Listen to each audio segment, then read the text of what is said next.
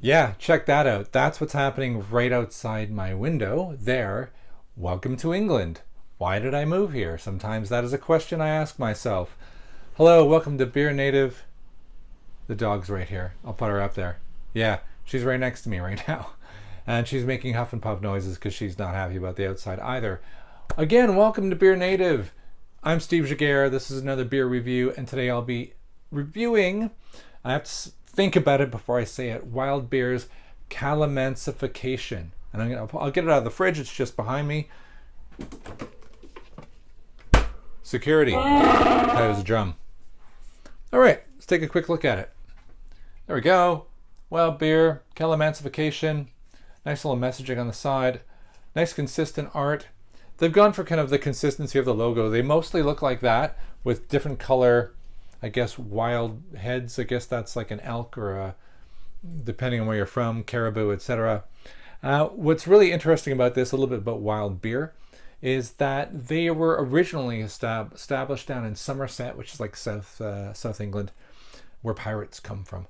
And they specialized in weird wild ingredients and kind of sours. This is a sour from Wild Beer. So rare do you get a brewery that is actually intending on specializing in kind of more non-standard beers, right? So if you're going to try one on the show, this is kind of going to be your benchmark, I would hope, right? And they are about sustainability. They're still small, all good, right? Everything about Wild Beer looks pretty cool. What's really interesting is their level of experimentation. So Kalamansification, you're probably wondering, as califragilistic, I can't even say that right. Supercalifragilistic Kalamansification. Why not? But this is a tropical sour with hibiscus and calamansi. So right away, you might say, I'm going to buy this because it's got calamansi in it. Do you know what a calamansi is? I'm going to tell you. Sometimes it's spelt with a C. It's a Philippine cross between like a kumquat and an orange sort of thing. You can actually Wikipedia it. It's got a nice little article. This is what it looks like. Yeah. So cut it open. It looks kind of like a lime. So I'm expecting some nice, it's like a citrus substitute for the citrus market, which is good. I'm looking forward to that. What is hibiscus? Hibiscus is a flower, but you can make some amazing herbal teas out of hibiscus that are typically pink in color, like the flower. This is what the flower looks like. Right. So what are we expecting in terms of color? Well, let's take a look at the malt. In terms of malt, we've got Golden Promise, which is like a nice pale malt. We've got Caramalt, and we've got wheat malt, which is pretty staple for sours. Hops are interesting, really interesting actually. We've got Ekuanot, I always say Ekuanot, which is good. I expect some, well, maybe a slight bitter, but we don't want to overpower it. We've got Huell Melon and Mandarina Bavaria. Experimentation. Huell Melon, German pronunciation, it's a German hop, is like pretty low on the alpha acid, so I'm not expecting bitternesses to take over the flavor, but it is known for having melon flavor. You know, the clue's in the name. Mandarina Bavaria is the other one, and also German, but very popular in Belgian ales, and it is known for tangerine and citrus. So we're kind of like smashing this a lot with a lot of citrus flavors that come from all over with some very unique hops. And I think what's going to be the wild card here is the hibiscus. I know what hibiscus tea is like. It is kind of naturally sour. They've colored the can pink, which is kind of a key indicator. So I'm going to pop this now, and we're going to see what it's like. I've got a very nice little nosing glass for sours. I should use it more often. All right, get ready. Yeah, well, you get hit with it. I'm not a huge fan of hibiscus tea, so it actually smells like a cold hibiscus herbal tea. That, and I guess there's a chewiness of wallpaper paste. That sounds terrible, doesn't it? But here we go. Let's try and get that into the light. It looks beautiful though. All right, that's enough. What if I don't like it, right? So I expected it to be a bright pink, and I'm getting actually a little bit peachy on the pink as well. I'm getting natural light from the window behind me as the storm rages on behind me, but it actually is really, really pretty. It's like somebody poured that hibiscus tea into a beer.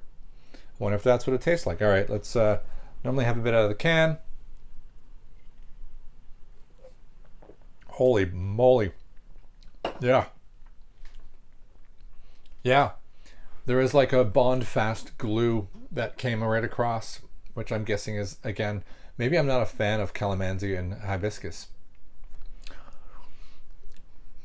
I got no, I get it. Okay, let's try this. Then I'll give you.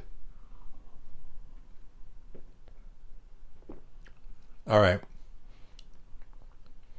Okay, I got it.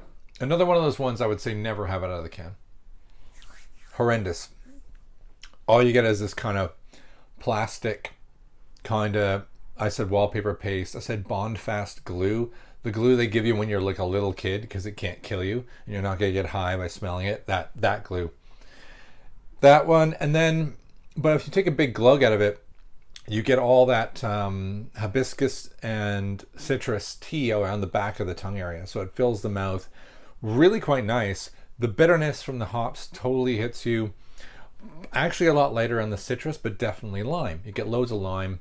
I'm not getting melon. If I think about it, little bit, but pretty light, very limey. And not too sour, because I don't like super sour sours. So I'm kind of doing an about face. I'm going to have another sip, because the shock value of that turned my brain inside out.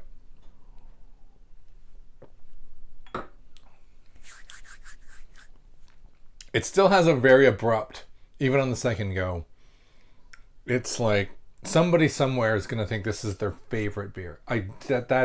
This thing's going to be polarizing. I think I love it for its uniqueness.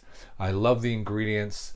The hop variety was like some mad scientist kind of thing, and I really admire the adventurous nature of it. So I'm going to score it now. I think in terms of the packaging and marketing, I don't know if I include the ingredients as marketing, but I'm going to, because I called it Kalamansification, I give it points for packaging. So I'm going to go to 4 on packaging.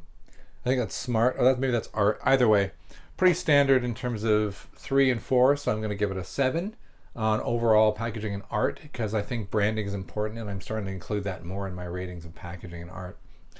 And because I think that's why I bought it. In terms of flavor, it's not for me. It's interesting. I'm going to go with a 6, because I probably wouldn't keep drinking it, but pretty good for a sour. So 6 and 7, I've got 13. In terms of uniqueness, I'm going 5 out of 5 on uniqueness. It's really quite cool. That propels it up to is it accurate? Very accurate. Yeah, 4. So I'm going to give it a 22, which is like a 3.75, which is like probably the highest I've ever rated a sour, actually.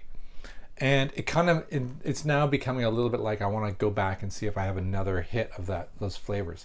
It's one of the most interesting things that's hit my palate in a long time. That's not always why I drink beer, but it's cool when you're having beers you like and there's a lot of sameness around IPAs, to jump in and chuck one of these guys into the mix as a bit of something to just shake up and make you reappreciate other beers and other flavors. It's like that cheese between the wine. I think it has a real purpose in my fridge.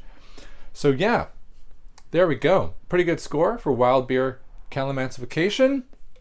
I'm Steve Giguere. This has been another BeerNative beer review. Enjoy craft beer. Steve out. Hey, you're still here. Amazing. Subscribe to the channel and you'll be alerted every time I release a new beer review or my different insights into what makes beer great. Thanks for watching.